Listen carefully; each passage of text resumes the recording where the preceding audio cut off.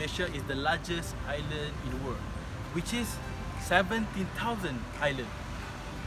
The capital city of Indonesia is Jakarta, and their economy is the largest in the Southeast Asia.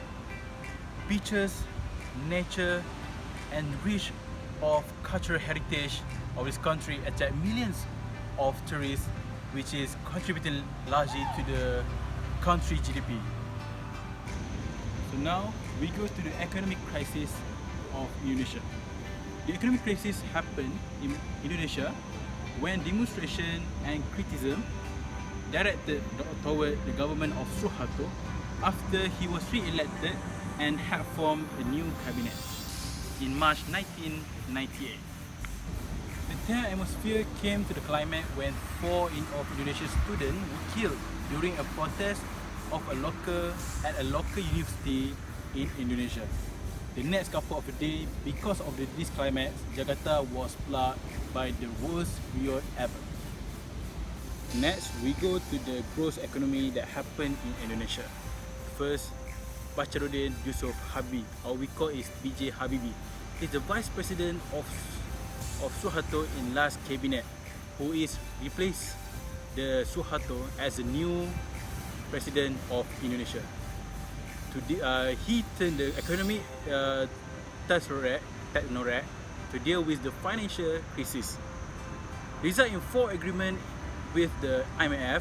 It was signed in June 1998. Within the time span of a couple of months, there was some sign of recovery. First, rupiah began to strengthen from mid-June until in October 1998. Second, stock exchange started to rise, and third, the banking sector had caused of a sharp increase in government banks. Indonesia recorded its slowest economic growth rate in 10 years in 2015 in the mining industry faded due to the global coal and oil price slump. Agriculture was hampered by El Nino, and the trading sector was sluggish due to the decreasing of automotive sales.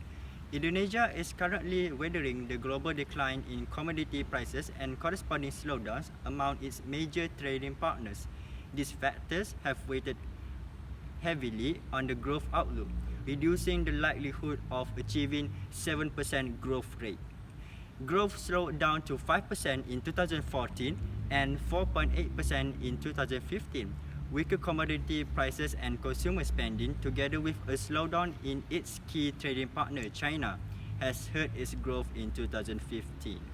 Indonesia's open unemployment rate slightly dropped to 5.01% in February 2019 from 5.13% in the same month in 2018, while the annual inflation rate decreases from 3.81% in 2017 to 3.34% in 2019. Inflation rate increases by 0.14% in 2019 as compared to the inflation rate in 2018, which is to 3.2%. Indonesia maintained strong economic growth in 2017 and the outlook continues to be positive. Indonesia real GDP growth picked up from 5.2% year-on-year in the fourth quarter of 2017 from 5.1% in the previous quarter. For 2017, the country's GDP growth rose to 5.1% from 5.0% in 2016, its highest growth rate in the past 10 years. Faster growth in 2017 was due to stronger investment and net exports, lifted by improved global trends and the continued recovery in commodity prices. The GDP growth rate average from March 1994 to June 2019 is 5.2%. Indonesia's economy is expected to rise 5 to 5.2% in 2020, which is expected to continue to accelerate as inflation remains low and labor market strong in the future. In 2008, Indonesia inflation rate is 10.23%, but then decreased to 6.4% in 2013 and started to recover in 2016 with 3.98%.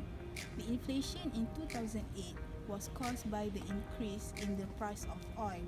As international oil prices kept rising, touching a high record in June 2008, the government decides to raise subsidized fuel prices in 2008. However, the decision was met by another round of demonstrations. However, 1 year later in 2009, the government changed course as international oil prices declined during the global financial crisis. The government cut prices of subsidized fuel in Indonesia, a movement likened by the people. Besides the significantly falling international oil prices, it is assumed that the Prime Minister at that time, Susilo Bambang Yudhoyono, was also happy to lower domestic fuel prices ahead of the 2009 elections. The decision would surely boost his chances of being re-elected. When oil prices had surged again between 2009 and 2012, as there was an emerged major concerns over Iran exports and resulted in a swelling budget deficit. The government administration wanted to raise subsidized fuel prices again. After Joko Widodo won the 2014 presidential election, one of the first moves he made was to raise subsidized fuel prices. It was a painful decision, but one that is necessary for structural, long-term economic growth in the future. At the start of 2015, President Widodo had the advantage that global petroleum prices had fallen dramatically from mid-2014 amid sluggish global demand. However, as global petroleum cautiously recovered in the first half of 2015, Indonesian inflation remained high in mid-2015 and only started to ease in late 2015. The second cause of inflation is the lack of quantity and quality of Indonesia's infrastructure. Entails high economic costs. It hampers connectivity in the archipelago, thereby increasing transportation costs for services and products, hence causing high logistic costs and making the country's investment climate less attractive. Distribution disturbance due to infrastructure-related issues are frequently reported and make the government realize the importance of investing in the country's infrastructure.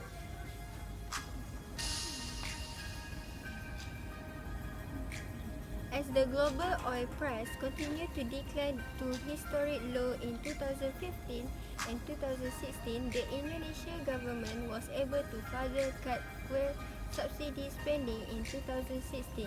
Meanwhile, the government also introduced a new price formula for subsidy fuel price, one that is based on international oil price and is to be adjusted each quarter, hence making Indonesia's subsidy fuel price much more in line with the international movement and therefore relieving pressure on the government's budget. Second, it will require real breakthrough to achieve Indonesia's much needed infrastructure ambitious both in terms of scheme to finance the project as well as breakthrough to enhance the quality of Indonesia's investment climate. They do believe, however, that the Widodo administration is on the right track in terms of infrastructure development. It is eagerly raising spending on infrastructure development in the state budget and through state-owned enterprise, while it is also taking effort to improve the investment climate through deregulation and by siding with developers of key infrastructure projects that experience land acquisition trouble. The unemployment rate in Indonesia is very high in 2009 by 6.11% and then decreased in 2010 by 5.61%. However, in 2011, the unemployment rate decreased by 5.15%. A characteristic of Indonesia is that the unemployment rate is highest for people between the age of 15 and 24, far above the country's national average. Freshly graduated students from university, vocational schools and secondary school have difficulties finding their place in the national workforce. Almost half of Indonesia's total number of workers possess a primary school degree only. When we take a look at urban versus rural unemployment in Indonesia, then we can see that unemployment is significantly higher in the urban areas of the country compared to the rural areas. It is also interesting to point out that the gap between urban and rural unemployment widened over the past 4 years because rural unemployment has declined more rapidly than urban unemployment, so that many rural people move to the cities in search of employment opportunities. Currently, more than half of Indonesia's total population resides in urban areas. On the one hand, this is a positive development because urbanization and industrialization are necessary to grow into the ranks of middle-income country. On the other hand, this process needs to be accompanied by sufficient job creation in the cities. Hence, domestic and foreign investment need to rise in existing or new urban areas. Thus, the Indonesian government has to make the investment climate more attractive to attract investment. Therefore, the important issues are the strengthening of Indonesia's human capital. The quality of local human capital can be improved through education and healthcare. Currently, many companies complain that Indonesia's human capital is too weak. This means that investors prefer to invest in another nation, hence leading to missed opportunities in terms of job creation for Indonesia. To reduce the adverse impact, the government needs to continually work to address the problem of unemployment. The policy that can be used by the government in overcoming unemployment in Indonesia is to provide job vacancy. This effort is needed because the ever-increasing population will lead to a continuous increase in workforce. Therefore, to reduce the increasingly serious unemployment problem, sufficient additional employment needs to be provided from year to year. The other policy in overcoming unemployment problem is to improve the skill of the workforce. Improving the skill of workforce is done for human resource development without skill enhancement through international certificate training.